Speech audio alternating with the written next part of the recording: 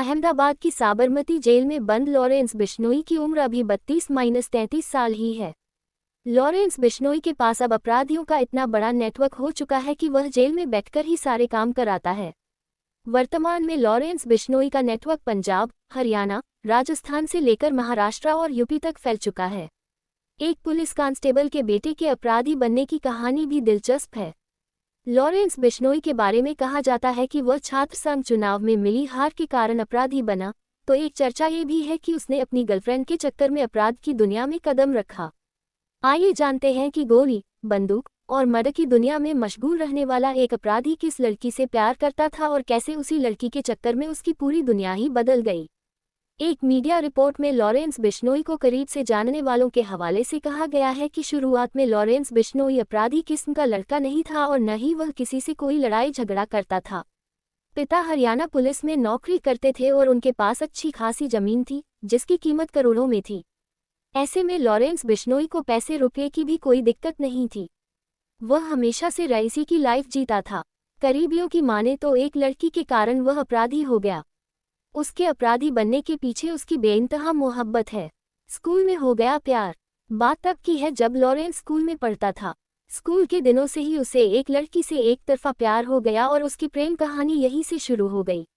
Lawrence उन दिनों अबोहर के कॉन्वेंट स्कूल में पढ़ता था। वह 10वीं में रहा होगा कि इसी दौरान यहाँ उसके साथ पढ़ने वाली एक लड़की से प्यार हो गया, लेकिन यह एक तरफा प्यार था। बाद में वह लड़की भी लॉरेंस से प्यार करने लगी और इस तरह दोनों एक दूसरे से प्यार करने लगे। इसके बाद दोनों यही नहीं रुके। लॉरेंस और उसकी प्रेमिका ने एक साथ चंडीगढ़ के डीएवी स्कूल में 12वीं में एडमिशन लिया। दोनों ने इंटरमीडिएट की पढ़ाई भी साथ साथ की। आगे की पढ़ाई के लिए दोनों ने चंडीगढ़ के डीएवी कॉलेज में ही एडमिशन लिया। कहा जाता है कि लॉरेंस हमेशा अपनी वीआईपी लाइफस्टाइल के लिए चर्चित था, लिहाजा वह जल्द ही लोगों की नज़रों में आ गया। लॉरेंस ने यहाँ की राजनीति में दखल देना शुरू कर दिया। उसने student organisation of Punjab university नाम का एक छात्र संगठन बनाया, जिसे शॉर्ट में एसओपीयू कहते हैं। जब कॉलेज में छात्र संघ चुनाव हुए, तो लॉरेंस ने भी अपनी किस्मत आजमाई और छात्र संघ अध्यक्ष का चुनाव लड़ा, लेकिन वह चुनाव हार गया। विरोधी गुट चुनाव जीत गया, जिसके बाद लॉरेंस बौखला गया और रिवॉल्वर खरीद ली। हार के बाद भी लॉरेंस बिश्नोई कॉलेज में अपना दबदबा बनाना शुरू कर दिया। चुनाव के बाद आए दिन लॉरेंस के गुट और विरोधियों के बीच झड़पें होने लगी। 2011 में दोनों गुटों में जमकर फायरिंग भी हुई। दोनों गुटों में आपस में काफी तनातनी हो गई। इसी दौरान विरोधी गुट ने लॉरेंस की गर्लफ्रेंड को निशाना बना लिया। कहा जाता है कि विरोधियों ने लॉरेंस की गर्लफ्रेंड को आग के हवाले कर दिया और उसकी प्रेमिका को जिंदा जला दिया। हालांकि इसे बाद में हादसे का रूप देने की कोशिश की गई, लेकिन इसी घटना ने लॉरेंस की दुनिया पलट कर रख दी।